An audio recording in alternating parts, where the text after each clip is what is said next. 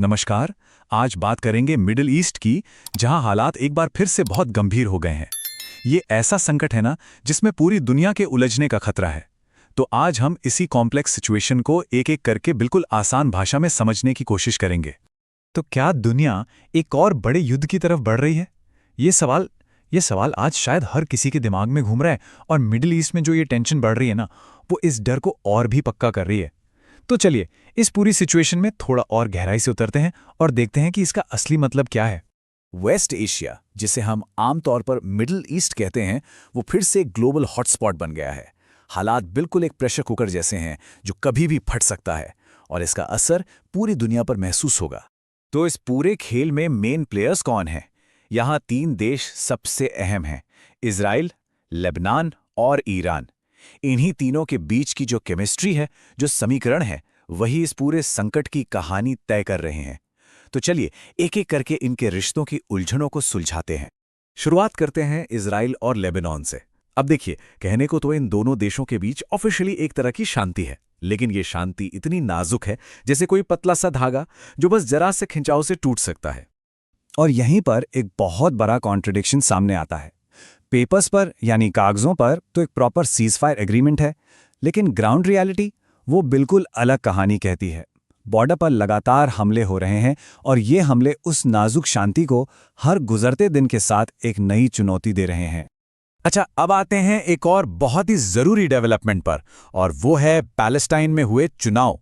2023 के वॉर के बाद ये पहले चुनाव हैं, और ये चुनाव इस पूरे रीजन की पॉलिटिक्स में एक बहुत बड़ा टर्निंग पॉइंट बन सकते हैं। लेकिन ये इलेक्शंस इतने आसान नहीं थे। कई सारी चुनौतियां थीं। एक तो वोटिंग बहुत कम हुई, और ऊपर से सिक्योरिटी की भी बहुत दिक्कतें थीं। इन सब वजहों से इन चुनावों पर सवाल भी उठ रहे हैं। और हाँ, यूपीएससी जैसे एग्जाम्स के लिए ये पॉइंट बहुत इंपॉर्टेंट है। इन चुनावों का जो भी नतीजा होगा, वो मिडिल ईस्ट की पॉलिटिक्स को एक बिल्कुल नया मोड़ दे सकता है। इस पूरी तस्वीर का एक और बड़ा हिस्सा है अमेरिका और ईरान के बीच बढ़ती हुई टेंशन। और ये टेंशन सीधे सीधे जाकर जुड़ती है स्ट्रेट ऑफ हॉर्मोज से, जो कि दुनिया के सबसे इंपॉर्टेंट सी रूट्स में से एक है। और यहाँ पर दांव पर सिर्फ इस इलाके की शांति नहीं है, बल्कि पूरी दुनिया की इकोनॉमी लगी हुई है। मामला यह है कि ईरान ने अमेरिका के साथ डायरेक्ट बातचीत करने से साफ मना कर दिया है, और इस वजह से स्ट्रेट ऑफ हॉर्मुज में अनिश्चितता और टेंशन दोनों ही बहुत बढ़ गए हैं। ये एक ऐसा चोक पॉइंट है, आप समझिए कि अगर यहाँ जरा सी भी गड़बड़ हुई तो पूरी दुनिया की सप्लाई चेन हिल जाएगी। तो सवाल ये उठता है कि ये स्ट्रेट ऑफ हॉर्मुज आखिर इतना ज़रूरी है क्यों? देखिए, ये एक पतला सा समुद्री रास्ता है जो पर्शियन गल्फ को गल्फ ऑफ ओमान से जोड़ता है। और इसकी अहमियत इस बात से समझिए कि दुनिया का लगभग 20% तेल का व्यापार इसी रास्ते से होता है।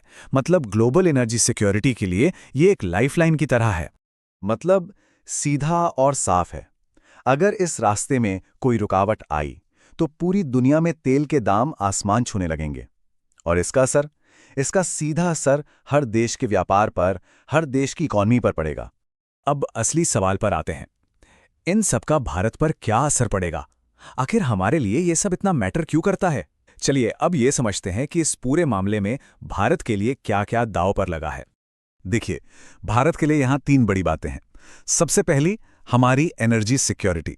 हम अपनी ज़रूरत का एक बहुत बड़ा हिस्सा तेल मिडिल ईस्ट से ही इंपोर्ट करते हैं। दूसरी बड़ी बात, हमारे लाखों भारतीय नागरिक जो इस पूरे रीजन में काम करते हैं, उनकी सेफ्टी। और हाँ, तीसरी और एग्जाम देने वालों के लिए सबसे ज़रूरी बात, ये टॉपिक कॉम्पिटिटिव एग्जाम्स, खासकर यूपीएससी के लिए बहुत ही ज़्यादा क्रिटिकल है। तो चलिए, फटाफट से अब तक हमने जो भी डिस्कस किया है, उसके कुछ की पॉइंट्स को समराइज कर लेते हैं। ये खास तौर पर एग्जाम के लिए आपको याद रखने में बहुत मदद करेंगे। तो 3 सबसे इंपॉर्टेंट बातें जो हमें याद रखनी है। पहली, स्ट्रेट ऑफ हॉर्मुज हमारी एनर्जी सिक्योरिटी की लाइफलाइन। दूसरी, फिलिस्तीन के चुनाव जो इस रीजन की पॉलिटिक्स का फ्यूचर तय कर सकते हैं। और तीसरी, भारत का इन्वॉल्वमेंट जो इकोनॉमी और हमारे लोगों दोनों से जुड़ा हुआ है। और ये समझना जरूरी है कि ये तीनों पॉइंट्स आपस में गहरे से जुड़े हुए हैं। तो आखिर में बस यही कह सकते हैं कि मिडिल ईस्ट का ये जो संकट है, ये सिर्फ एक रीजनल प्रॉब्लम नहीं है। नहीं, ये ग्लोबल स्टेबिलिटी के लिए, पूरी दुनिया की स्थिरता के लिए एक बहुत बड़ा खतरा है। और आने वाला वक्त बताएगा कि ये ऊंट किस करवट बैठता है, पर दुनिया की नजरें यहीं पर टिकी रहेंगी, ये तो तय है। ऐसे ही दूसरे इंपॉर्टेंट करंट अफेयर्स पर बिल्कुल क्लियर और एग्जाम फोकस्ड एनालिसिस के लिए लोक सेवा अकादमी को सब्सक्राइब करना ना भूलें। इस जानकारी को अपने दोस्तों के साथ भी जरूर शेयर करें। मिलते हैं अगले विश्लेषण में। धन्यवाद।